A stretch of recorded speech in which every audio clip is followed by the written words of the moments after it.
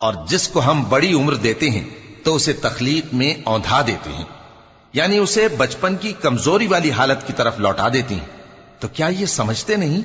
اور ہم نے ان کو یعنی اپنے پیغمبر صلی اللہ علیہ وآلہ وسلم کو شعر گوئی نہیں سکھائی، اور نہ وہ ان کو شایع ہی ہے۔ یہ تو محض نصیحت ہے اور صاف صاف قرآن ہے،